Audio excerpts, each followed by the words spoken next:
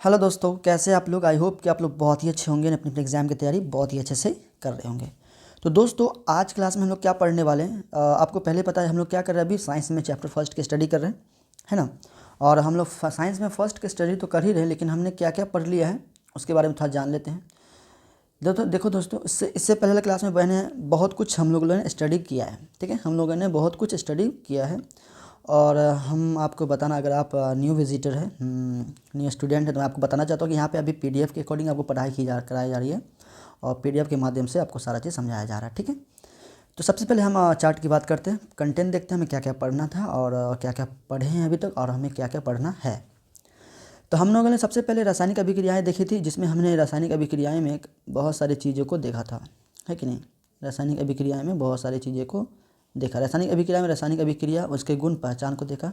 फिर रासायनिक समीकरण को देखा। इस सारी चीज़ को, रासायनिक समीकरण क्या, अभिकारक, प्रतिफल और रासायनिक समीकरण का लिखना, रासायनिक समीकरण, संतुलित रासायनिक समीकरण, असंतुलित रासायनिक समीकरण। और कल ही हम लोगों ने, कल की क्लास में हम लोग क्या पढ़े थे, असंतुलित रासायनिक समीकरण को संतुलित कैसे करें, ये वाला क्वेश्चन को हैंडल किए थे, है कि नहीं। और आज हम लोग क्या करेंगे, आज हम लोग देखेंगे रासायनिक समीकरण को अधिक उपयोग बनाना, ये मेरा टॉपिक है। और इसके अंदर हमें क्या क्या चीज़ पढ़ना है, इसके अंदर हमें पढ़ना है अभिकारकों एवं प्रतिफल की भौतिक अवस्था की जानकारी, ये वाला। उसके बाद हमें उष्माक्षेपी उष्माशोषी की जानकारी, और उसके बाद गैस का उत्सर्जन और अपक्षेपण का बनना जानकारी, और अभिक्रिया के शर्तें की जानकारी, और अभिक्रिया उत्क्रमण की जानकारी। ये वाला नहीं हो पढ़ेंगे तो चलेगा, लेकिन ये मतलब कुछ है, ये जब जो है ना, ये ऑब्जेक्टिव के अकॉर्डिंग आपको पढ़ा रहे हैं। ये जितने भी है ये आपको ऑब्जेक्टिव के अकॉर्डिंग बता रहे हैं। ये ज़्यादा कुछ खास है नहीं, लेकिन ऑब्जेक्टिव में कभी कभी पूछा जाता है, तो हम कन्फ्यूजन को दूर करेंगे। ठीक है, मेरा आज का सबसे मेन टॉपिक मेरा जो है वो है उष्मा के आधार पर रासायनिक अभिक्रिया के दो गुण होते हैं। ठीक है, दो प्रकार के होते हैं। एक होता है मेरा उष्माक्षेपी रासायनिक अभिक्रिया, एक उष्माशोषी अभिक्रिया। इसका डिफिनेशन हमें लास्ट में देखना है। पहले हम इसके बारे में समझते हैं, फिर हम इसके बारे में समझेंगे। ठीक है, तो चलिए वीडियो को स्टार्ट कर देते हैं। वीडियो को स्टार्ट करने से पहले छोटी सी रिक्वेस्ट है कि अगर आप चैनल पर नए हो तो चैनल को सब्सक्राइब कर लो, ताकि अगला वीडियो अपलोड करें तो उसका नोटिफिकेशन सबसे पहले आपको मिल जाए। ठीक है, तो चलिए क्लास को स्टार्ट करें जी। ये सब सारा चीज़ हमने पढ़ लिया है, तो हमें जो जो समझाना, अगर आप चाहते हैं कि इसका भी हम स्टडी कर ले तो प्लेलिस्ट में लिंक दे दिया गया है। और आपको कल का ये होमवर्क दिए थे, याद है। आप ये होमवर्क किए हैं आप लोग, पहले बताइए। तो सबसे पहले हमने आप लोगों को ये सब होमवर्क दिया था, आपने किया है। हमने बताया था कि किस तरह रस संतुलित करना है और संतुलित को संतुलित कैसे करना है, ये हमने आपको कल सिखाया था। अदरवाइज़ अगर नहीं किए तो ज़रूर कीजिएगा, क्योंकि ये प्रैक्टिस के लिए काफ़ी बहुत ही ज़रूरी है। हम आपको प्रैक्टिस के लिए ये चीज़ दे दिए। ठीक है, इसका मतलब ये नहीं, अगर देखिए जैसे कि होम ट्यूशन पे होता है तो आपको करके जाना पड़ता है ना, तो पिटाई पड़ जाता है ना। तो अदरवाइज़ यहाँ पे भी था किया करिए। पिटाई तो यहाँ नहीं पड़ेगा, लेकिन क्या कुछ तो डोज थोड़ा मिल जाएगा, जैसे शर्म उरम नहीं है आप लोगों को, है कि नहीं। चलिए कोई बात नहीं। सबसे पहले हम समझते हैं कि उष्माक्षेपी अभिक्रिया, उष्माशोषी अभिक्रिया की जानकारी को देखते हैं। कहता है कि हमने लिखा है कि रासायनिक अभिक्रिया के फलस्वरूप के दौरान, कहता है कि उत्सर्जित या अवशोषित उष्मा की जानकारी उष्मा रासायनिक समीकरण के द्वारा दी जाती है। मतलब कि कोई भी रासायनिक अभिक्रिया में उष्मा का उत्सर्जित होता है, मतलब उष्मा लेता है या फिर अवशोषित होता है, या छोड़ता है या फिर लेता है। दोनों कंडीशन में क्या होता है, उष्मा का किसी तरह भी लेन देन होता है। तो उस कंडीशन में हम क्या कहेंगे उसे, मतलब उष्मा की जानकारी के बारे में समझ सकते हैं। उष्मा की रासायनिक समीकरण में ऐसा होता है, रासायनिक अभिक्रिया के दौरान किसी में ज़्यादा उष्मा निकलता है, कोई अभिक्रिया करने के लिए उष्मा की ज़रूरत पड़ती है। अब इसमें समझते पहले होता क्या है। देखिए, जैसे कि नहीं समझ में आया, मतलब ये हो ना, कोई भी रिएक्शन होता है तो या तो उसमें उष्मा की ज़रूरत पड़ती है, या तो उसको ज़्यादातर उष्मा, अगर हम उसमें उष्मा की ज़रूरत भी नहीं पड़ती, ऑटोमेटिक उसमें उष्मा छोड़ता है। जैसे कि फॉर एग्जांपल, अगर हम क्या कहते हैं कि अगर हमें चीनी को पिघलाना है, ठीक है, तो हमें उसमें क्या करना पड़ता है, ज़्यादा ही मतलब ताप देना पड़ता है, आग देना पड़ता है। तो वो उष्मा को क्या करता है, अवशोषित करता है, तब वो पिघलता है। अब यहाँ पे क्या है कि मान लेते उष्मा का उत्सर्जन, जैसे कि मान लेते चूना को हम पानी में मिला देते हैं, तो बिना आग लगाए वो क्या होता है, मतलब बाल्टी जो है वो हीट हो जाता है, बहुत गर्म हो जाता है। उसमें तो हम आग लगाए नहीं, फिर वो गर्म हुआ कैसे, एक पॉइंट है। तो इसके लिए हमें कहते हैं कि उष्मा में क्या होता है, उस रासायनिक अभिक्रिया में इस प्रकार के रासायनिक अभिक्रिया, या तो उष्मा का क्या होता है, उत्सर्जित होता है या फिर अवशोषित होता है। अब यहाँ समझिए पॉइंट नंबर फर्स्ट, कहता है कि उष्माक्षेपी अभिक्रिया के लिए, उष्माक्षेपी अभिक्रिया के लिए रासायनिक समीकरण के दाईं ओर प्लस उष्मा लिख दिया जाता है। मतलब कि अगर किसी रिएक्शन में क्या कहते हैं कि रासायनिक, मतलब कि समीकरण की दाईं ओर, किस तरह, दाईं ओर, अगर समीकरण के दाईं ओर क्या लिखा हुआ है, समीकरण के दाईं ओर अगर आपको प्लस उष्मा लिखा हुआ है तो समझ जाना है वो क्या है, उष्मा छेपी अभिक्रिया है। एक काम करते हैं, ये लीड को हटा देते हैं, ये लीड अच्छा नहीं लगता, एकदम छोटा लीड लगता है कि नहीं, ये वाला लीड है। ठीक है, मतलब ये हुआ क्या होता है, उष्मा छेपी होता है। ठीक है, अगर इसके दाईं ओर प्लस उष्मा लिखा हो तब। ठीक है, इस कंडीशन में याद रखिएगा। तो किसी भी समीकरण के दाईं ओर अगर प्लस उष्मा लिखा होगा तो समझ जाएंगे कि उष्मा क्षेपी अभिक्रिया है। अदरवाइज यहाँ दे उष्मा शोषी अभिक्रिया को समझते हैं। उष्मा शोषी अभिक्रिया के लिए समीकरण के बाईं ओर अगर प्लस उष्मा लिखा हुआ है तो हम समझ जाएंगे कि क्या है, वो उष्मा शोषी अभिक्रिया है। फॉर एग्जाम्पल के अकॉर्डिंग यहाँ समझते हैं। एग्जाम्पल देखिए, एग्जाम्पल में दिया गया है आपको C+O2 से बना है CO2। अब इसके कहाँ लिखा है, इसके हम क्या लिखे हैं, दाईं ओर उस प्लस उष्मा लिखे हैं। इसका मतलब ये क्या है, उष्मा क्षेपी अभिक्रिया है। क्या ये उष्मा क्षेपी अभिक्रिया कह सकते हैं। और इस अभिक्रिया में देखिए, यहाँ पे इस अभिक्रिया के अंदर N2 + O2 से मिलकर अगर रिएक्शन होता है तो यहाँ पे उष्मा इधर लगा हुआ, मतलब ये हुआ इसके अंदर क्या है, उष्मा का क्या हो रहा है, शोषित हो रहा है। तो इसका मतलब अगर इस तरह से अगर समीकरण के बाईं और अगर उष्मा का रिएक्शन उष्मा दिखा प्लस उष्मा लिखा हुआ तो समझ जाएंगे वो क्या है, कौन सा उष्मा क्षेपी उष्मा शोषी अभिक्रिया, मतलब कौन सा अभिक्रिया है, उष्मा शोषी अभिक्रिया। ठीक है, बस छोटा सा लॉजिक और कुछ भी नहीं यार। ऑब्जेक्टिव में पूछा जाता है, मैं आपके ऑब्जेक्टिव में दिया हूँ। हाँ, एक सबसे बड़ा इंपॉर्टेंट बात याद आ गया तो बता देता हूँ। मैं इस चैप्टर का सारा ऑब्जेक्टिव नोट्स क्लियर कर दिया हूँ। ठीक है, सेट 4 तक आपको क्लियर कर दिया हूँ। 4 सेट मैंने दिया है। 4 सेट में आप लोगों को जो ऑब्जेक्टिव दिया गया वो एक सेट में 50 ऑब्जेक्टिव दिया गया, मतलब कि हमें एक चैप्टर्स में, सिर्फ इस चैप्टर में हम लोगों ने मिल करके हमने आपको 200 ऑब्जेक्टिव दिया है एक चैप्टर से। कितना चैप्टर से, एक चैप्टर से। अगर आप वो ऑब्जेक्टिव चाहते हैं तो कहाँ जाना है आपको, गूगल पे जाके लिख दीजिए ये वाला ncrtconcept.com। क्या लिखना है आपको, ncrtconcept.com जाके लिखिए और आप जाके इसको जाके डाउनलोड कर लीजिए। ठीक है, ncrtconcept.com जाके डाउनलोड करिए। क्या कहते हैं, गूगल पे सर्च कीजिए, उसके बाद जाइए, देखिए चैप्टर फर्स्ट में जाइएगा। चैप्टर फर्स्ट में जाने के बाद वहाँ पे चैप्टर नोट्स लिखा होगा और क्या कहते हैं कि ऑब्जेक्टिव सेट लिखा होगा, तो वो जाके वहाँ पे जाके डाउनलोड कर लीजिएगा। ठीक है, अदरवाइज आगे चलते हैं। कहता है कि गैस का उत्सर्जन की जानकारी। हमने लिखा है कि यदि अभिक्रिया के दौरान कोई गैस निकलती है तो समीकरण के सूत्र के ठीक बाद हम लोग अपर हेड का इस्तेमाल करते हैं। ठीक है, इस तरह का हेड लगा रहता है, इस तरह का हेड लगा रहेगा, तो हम समझ जाएंगे कि किसी भी रिएक्शन में क्या हो रहा है, गैस निकल रहा है। अब कौन सा, कोई भी गैस हो सकता है, ऐसा नहीं कि मतलब ऐसा कोई भी गैस हो सकता है। अगर कोई भी रिएक्शन में अगर कहीं पे भी इस तरह का चिन्ह नज़र आ रहा है तो समझ में आ जाना है, समझ में आ जाना चाहिए कि आपको कि हाँ वो गैस के रूप में निकल रहा है। ठीक है, फॉर एग्जांपल जैसे कि Zn + H2O का SO4 का हम रिएक्शन करवाते हैं तो यहाँ पे क्या होता है, ZnSO4 बनता है और हाइड्रोजन क्या होता है, वो एक गैस के रूप में निकलता है। तो ये मेरा जानकारी दे रहा है कि गैस के रूप में ये बाहर आ जाता है। कौन रूप में आता है, गैस के रूप में। ठीक है, तो ये चीज़ को आप थोड़ा सा समझ के रखिए। ऑब्जेक्टिव में पूछा जाता है, ज़्यादा कुछ भारी बात नहीं है। अब मेरा यहाँ पे आता है, क्या आता है, अपक्षेप बनने की जानकारी। जैसे अपक्षेपण अभिक्रिया होता है ना, वही अपक्षेप बनने की जानकारी।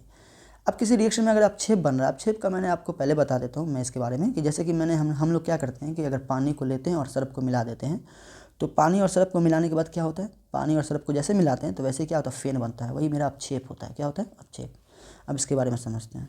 यार एक कलर को थोड़ा डिफरेंस कर लो। चलिए, कहता है कि यदि अभिक्रिया के दौरान कोई प्रतिफल अपक्षेप के रूप में बनता है तो उसे हम प्रतिफल संकेत सूत्र के बाद ठीक बाद इस चिन्ह का उल्टा काम करते हैं। ऐसे, सॉरी इसको नहीं, इसको हटा दो। इस तरह से चिन्ह लगा रहेगा उल्टा। ठीक है, उल्टा एरोहेड लगा रहेगा और उल्टा एरोहेड जैसे लगा रहेगा तो समझ में आ जाना है किसी भी रिएक्शन में अगर आपको इस तरह का एरोहेड नज़र आता है तो समझ जाना है कि वो अपक्षेप के रूप में बनना, मतलब वो फेन के रूप में बन रहा है। जैसे कि आप देखिए, अगर AgNO3 को अगर रिएक्शन करवाते हैं HCl से तो रिएक्शन क्या बनता है, मेरा AgCl बनता है और ऊपर से HNO3 बन जाता है। अब ये जो बनता है HNO3 के बाद कुछ तो नहीं है, मतलब यहाँ पे देखिए AgCl क्या है, मेरा अपक्षेप है, क्योंकि इसके अंदर क्या है, एक मेरा इंडिकेट पॉइंट दे दिया नीचे वाला, मतलब ये अपक्षेप के रूप में मेरा बन रहा है, याद रखिएगा। ठीक है, ये अपक्षेप के रूप में बन रहा है। तो ये थोड़ा सा नॉलेज था, आपको पूछा जाएगा, जैसे आपको रिएक्शन दे दिया जाएगा, रिएक्शन में पूछेगा कि इनमें से कौन सा अपक्षेप बन रहा है, मतलब कौन सा रिएक्शन है, देखिएगा। तो अपक्षेपण अभिक्रिया, अगर इस तरह का ये रिएक्शन नजर आएगा, ये वाला अगर चिन्ह नजर आ जाता तो समझ आ रहा अपक्षेपण अभिक्रिया। ठीक है, बढ़िया, ये चीज़ देखिएगा।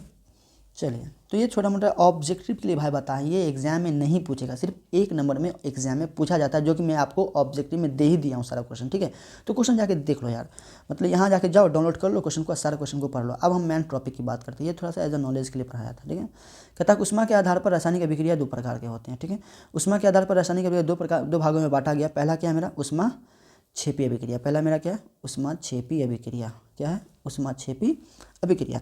ऊष्माक्षेपी अभिक्रिया में क्या होता है, देखिए कहता है कि वे अभिक्रियाएं जिसमें अभिकारक के दौरान, अभिक्रिया के दौरान सॉरी, मतलब वैसी अभिक्रिया जिसमें अभिक्रिया के दौरान ऊष्मा निकलता है। क्या निकलता है, ऊष्मा। क्या निकलता है बाबू रे, ऊष्मा निकलता है। क्या निकलता है, ऊष्मा निकलती है, ऊष्माक्षेपी अभिक्रिया कहलाती है। ठीक है, जिस अभिक्रिया के दौरान अगर ऊष्मा निकलता है तो वो मेरा ऊष्माक्षेपी अभिक्रिया कहलाएगी। ये चीज़ आप याद रखिएगा। ठीक है, चलिए जैसे एग्जाम्पल के उदाहरण के तौर पर समझते हैं।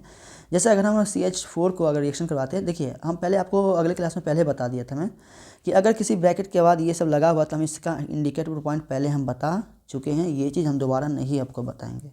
बार फिर भी बताता हूँ, अगर ऐसा रहेगा तो अगर G रहता है तो गैस होता है, I रहता है तो क्या होता है, सारा चीज़ मैंने बताया था। ऐसा रहता था सॉलिड रहता है। उसके बाद मैंने सारा चीज़ बता दिया था, वो क्लास जरूर अटेंड कर लेना, वो सब पिछले क्लास में पढ़ा दिया हूँ, जाके जरूर देख लीजिएगा। बारे इसमें गैस की सिर्फ चर्चा की जा रही है। ठीक है, इसमें सारा चीज़ गैस है। चलिए ठीक है। हाँ, तो अगर CH4 को अग्रेशन करवाते हैं O2 से ऑक्सीजन के साथ तो क्या बनता है, कार्बन डाइऑक्साइड, और यहाँ पे क्या बनता है, वाटर बन जाता है। अब प्लस में ऊष्मा भी निकलती है। तो हम पहले बता दें अगर ऊष्मा इस तरफ रहे तो इसका मतलब क्या है, ऊष्माक्षेपी अभिक्रिया है। तो यहाँ पे दिया हुआ ऊष्माक्षेपी अभिक्रिया की ये निशान है कि वाह इसके क्या होता है, इस तरफ है, इस साइड में क्या है, ऊष्माक्षेपी लगा हुआ, प्लस ऊष्मा लगा हुआ, इसका मतलब हम समझ जाएंगे ऊष्माक्षेपी अभिक्रिया है। और इसी तरह रिएक्शन आपको एग्जाम में दे देगा। अब पूछेगा कि बता ये कौन सा अभिक्रिया है, तो भाई देखिए कि पता करना है। अगर बाईं हो रहा है दाईं हो रहा है तो हमें क्या बताना है क्या नहीं बताना। ठीक है, ये चीज़ आप थोड़ा सा देख करके पकड़िएगा। ठीक है, अब यहाँ ध्यान दीजिए, हमने लिखा है यहाँ पे श्वसन भी एक ऊष्माक्षेपी अभिक्रिया का उदाहरण है। याद रखिएगा, हम ऑब्जेक्टिव के लिए बता रहे हैं, ये चीज़ ऑब्जेक्टिव में हम दिए हैं। उसमें लिखा होता है कि श्वसन किस प्रकार की अभिक्रिया है, तो ऊष्माक्षेपी अभिक्रिया है। हमने वहाँ पे क्वेश्चन आपको दिया है कि ऊष्मा किस प्रकार की अभिक्रिया है, इस तरह लिखा रहेगा, ऊष्मा किस प्रकार की अभिक्रिया है। ऊष्मा दूर यार क्या लिखूँ, मैं तो जवान से बता ही रहा हूँ तो क्या लिखूँ। मतलब ये कहने का अर्थ ये है कि अगर आपसे क्वेश्चन पूछा, दिखाऊँ आपको क्वेश्चन दिखा दूँ यार, इसमें तो है ही नहीं, मतलब फिर नेट ओपन करना पड़ेगा। बड़े हाल छोड़ो, तो मैंने क्वेश्चन दिया है कि ऊष्मा के आधार पर, कह दो ऊष्मा के आधार पर, मतलब श्वसन भी एक प्रकार की क्या है, ऊष्माक्षेपी अभिक्रिया। ये चीज़ आप याद रखिएगा। ठीक है, अब आगे आते हैं, जिसमें कोशिकाएं श्वसन के दौरान ऊष्मा मुक्त करती है, ऊष्मा को क्या करती है, छोड़ती है। याद रखिएगा। तो अगर पूछा जाएगा आपको कि अगर श्वसन के दौरान कोशिकाएं क्या छोड़ती है, तो ऊष्मा क्या छोड़ती है, ऊष्मा छोड़ती है, ऊष्मा मुक्त करती है। बड़े आगे कहता है कि शाक सब्जियों या सड़े गले घास भूसे या पेड़ पौधे पत्तों या विघटित होकर कंपोस्ट का बनना भी क्या है, ऊष्माक्षेपी अभिक्रिया है। क्या है, ऊष्माक्षेपी अभिक्रिया। ये चीज़ याद रखिएगा। तो मैंने आपको कुछ पॉइंट दे दिया हूँ, जैसे ये शाक का गलना, कहता है कि फूस या पेड़ों का पत्तों का अपघटन हो जाना, मतलब गल जाना, कंपोस्ट हो जाना मतलब गल जाना, तो वो हम समझेंगे कि वो क्या है। अगर इस तरह का एग्जाम्पल दिया है, उदाहरण दिया हुआ है, बोला जाएगा कि अगर कोई पेड़ मतलब अपघटित हो जाता है तो वो किस प्रकार की अभिक्रिया, रासायनिक अभिक्रिया है। तो याद रखिएगा, ऊष्माक्षेपी रासायनिक अभिक्रिया है। ये चीज़ आप थोड़ा सा ध्यान में रखिएगा क्योंकि ऑब्जेक्टिव में पूछा जाएगा। और सबसे इंपॉर्टेंट बात कि अगर आपको एग्जाम में पूछा जाएगा ये ऊष्माक्षेपी अभिक्रिया क्या है, इसके बारे में बता, उदाहरण दे, तो आपको ये पूरा लिख देना है। ठीक है, जो मैंने बताया है यहाँ से आपको लेकर के आपको ये पूरा लिखना है। ठीक है, ये पूरा आप लिख दीजिएगा, आपको एक नंबर भी नहीं काटा जाएगा। ठीक है, आपको पूरा लिखना है, इन्हें कि छोड़ देना, छोड़ दोगे तो दिक्कत हो जाएगा। समझ में आ रहा है, छोड़ना नहीं है। अगर छोड़िएगा तो मसला आपका है, फिर मतलब आंसर नहीं मिल पाएगा। तो कम से कम आपको इतना तो लिखना ही पड़ेगा, एग्जाम में पूछा जाएगा तो। ठीक है, ये तो मेरा पहला ऊष्माक्षेपी अभिक्रिया। अब चलते ऊष्माशोषी अभिक्रिया में। ठीक है, ऊष्माशोषी अभिक्रिया के बारे में समझते हैं। कहता कि वे अभिक्रियाएं जिसमें ऊष्मा का शोषण होता है, ऊष्मा का शोषण मतलब जिसमें किसी भी अभिक्रिया कराने के लिए ऊष्मा की अधिक आवश्यकता होती है, ऊष्मा हमें देना पड़ता है, मतलब वो ऊष्मा को क्या कहता है, बहुत ज़्यादा अट्रैक्ट करता है, तो वो ऊष्माशोषी अभिक्रिया कहलाता है। क्या कहलाता है, ऊष्माशोषी अभिक्रिया। बड़ी सिंपल एग्जाम्पल है यार, मतलब डिफिनेशन है, कुछ भारी नहीं, इसमें याद क्या करना है। जिस अभिक्रिया के दौरान ऊष्मा का श्वसन होता है, ऊष्माशोषी अभिक्रिया कहलाता है। उदाहरण के तौर पे अगर हम BaOH को क्या करते हैं, यहाँ पे अगर बेरिलियम हाइड्रोक्साइड को अगर हम रिएक्शन करवाते हैं किसके साथ, अमोनियम क्लोराइड के साथ, तो यहाँ पे मेरा ऊष्मा की ज़रूरत पड़ती है। मतलब इसे क्या करना है, हमें इसका रिएक्शन करवाने के लिए हमें ऊष्मा की ज़रूरत पड़ती है, हमें ऊष्मा देना पड़ता है, इसमें ऊष्मा देना पड़ता है। और ऊष्मा के दौरान जब ऊष्मा देते हैं तब हमें यहाँ पे एक रिएक्शन होता है, और उस रिएक्शन के दौरान हमें क्या बनता है, बेरियम क्लोराइड बनता है, और यहाँ पे अमोनियम हाइड्रोक्साइड बनता है। यहाँ पे आपका ये चीज़ का नाम मैंने दे दिया हूँ, यहाँ पे जो चीज़ का नाम है सारा नाम दे दिया हूँ, आपको कन्फ्यूजन ना हो। ठीक है, तो इस तरह से आप इसको याद रख सकते हैं और एग्ज़ाम में अगर पूछा जाए तो आप इसे आराम से लिख करके आ सकते हैं, कोई दिक्कत नहीं, बहुत ही आसान है, टेंशन लेने वाली बात नहीं है। बस थोड़ा सा आपको डिफिनेशन है याद रखना है। तो हाँ, एग्ज़ाम में पूछा जाएगा तो आपको क्या करना है, यहाँ से ले करके आपको पूरा यहाँ तक लिख के आना। आप कहोगे भाई ये भी लिखना है, देखिए अगर आप ये लिख दीजिएगा तो आपका स्टैंडर्ड फॉर्म, मतलब आपको लिखने का स्टाइल अच्छा हुआ, मतलब अगर आप ये लिख दीजिएगा, अदरवाइज नहीं लिखिएगा तो चलेगा, आपको यहाँ पे सिर्फ डिफिनेशन उदाहरण दे दीजिएगा भी तो काम चल जाएगा। समझ में आ गई बात? चलो, तो ये था मेरा ऊष्माक्षेपी और ऊष्माश्वासीय विक्रिया, जो कि काफ़ी इंपॉर्टेंट था, एग्जाम में कई बार इसको पूछा गया है मेरा भाई, पूछा गया है। ठीक है, तो इसको याद कर लेना। अदरवाइज़ मेरा अगला क्लास क्या रहेगा, अगला क्लास मेरा रहेगा रासायनिक अभिक्रिया के प्रकार, मतलब रासायनिक अभिक्रिया के प्रकार के बारे में देखना है। इसमें हम 10 प्रकार के रासायनिक अभिक्रिया पढ़ना है। रासायनिक अभिक्रिया के में गुण के बीच में बंधन के बनने में, टूटने या बनने पदार्थ बनने का निर्माण होता है, जैसे कि मैं आपको कल पढ़ाऊँगा। इसके ये नया टॉपिक है, ये कल मैं पढ़ाऊँगा अगले वीडियो में, अगले क्लास में इसके बारे में स्टडी कराऊँगा। अदरवाइज़ आपको समझ में आ गई होगी। चलिए ठीक है, तो आज की क्लास को यहाँ पे स्टॉप कर दें। चलिए ठीक है, अगर इसको नोट करना है तो आप नोट कर सकते हो। वीडियो को पॉज करो यहाँ तक, 1 मिनट रुक जाओ, चलो वीडियो पॉज करो। ठीक है, उतार लिए होगे। अब इसको देखो, इसको वीडियो पॉज करते हैं। लो वीडियो पॉज, सॉरी रुक जाओ 1 मिनट, हाँ वीडियो पॉज करो। चलो अब इसको नोट कर लिए होगे, वेरी गुड।